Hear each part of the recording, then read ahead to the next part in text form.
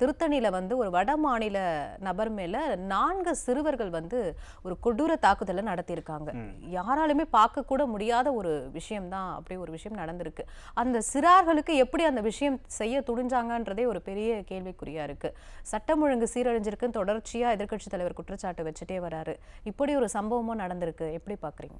நீங்கள் இது வந்து இன்னைக்குன்ற ஒரு விஷயம் இல்லை, இந்த இயர் ஃபுல்லாகவே நீங்கள் எடுத்தீங்கன்னா 25 இந்த திமுக அரசு எப்போ பதவி ஏற்றுதோ அதில் இருந்து நீங்கள் கண்டினியூஸாக பார்த்தீங்கன்னா இது முதல் குற்றமாக நீங்கள் பார்க்குறீங்க.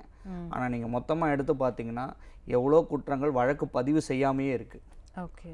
ஸோ இது வந்து கண்டினியூஸாக வருது அப்படின்னா கன்சியூமரை விட ப்ரொடியூசரை நம்ம ஸ்டாப் பண்ணணும். இதுக்கு வந்து பார்த்தீங்கன்னா ப்ரொடியூசிங் எங்கேருந்து வருது, இதுக்கு சோர்சிங் எங்கே, இது எங்கே பார்டர் டிஸ்ட்ரிக்ஸை தான் இது பார்த்திங்கன்னா நிறைய நடக்கும் ஜென்ரலாகவே. ஸோ பார்டர் டிஸ்ட்ரிக்ஸ் நடக்கும்போது திருத்தணின்றது பார்த்திங்கன்னா ஆந்திராவோட பார்டர், இதோட சோர்சிங் எங்கேருந்து வருது பார்த்திங்கன்னா மற்ற மாநிலத்திலேருந்து உள்ளே வர்றதை நம்ம தடுக்கணும். முதல்ல சிறார்களுக்கு போகுது அப்படின்னும் போது அது எப்படி வந்து இந்த கவர்மெண்ட் வந்து இதை கண்டுகொள்ளாமல் இருக்குதுன்னு எனக்கு யாருமே ஒரு இதுக்கு அந்த வீடியோவோட ரீல்ஸை வந்து பார்த்திங்கன்னா சோஷியல் மீடியாவில் பதிவிடுறான்.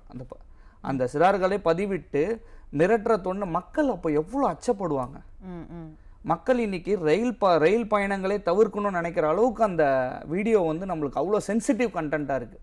இப்போ அந்த சென்சிட்டிவ் கண்டென்ட் இருக்கும் போது அரெஸ்ட் மட்டுமே இதில் தீர்வாகாது. இப்போ எல்லாமே பார்த்தீங்கன்னா 17 வயசுக்கு உட்பட்டவர்கள். இதில் இந்த 17 வயசுக்கு உட்பட்டவர்களுக்கு என்ன உச்சபட்ச தண்டனை இருக்குன்னு பார்த்தீங்கன்னா சிறுவர் சீர்திருத்த பள்ளிக்கு போவாங்க. அதில் ஒருத்தர் வந்து மனநல குன்றியவர். ஸோ அவர் ஆல்ரெடி ஜாமீனில் வெளியே வந்துடுவார். ஸோ பாதிக்கப்பட்ட நபர் வந்து பார்த்தீங்கன்னா உயிருக்கு ஆபத்தான நிலையில் இருக்கிறார். அவர் எனக்கு தெரிஞ்சு பார்த்தீங்கன்னா உயிருக்கு ஆபத்தான நிலையில் இருக்கிற மரணம் அடைஞ்சார நமக்கு செய்தி தெரியல.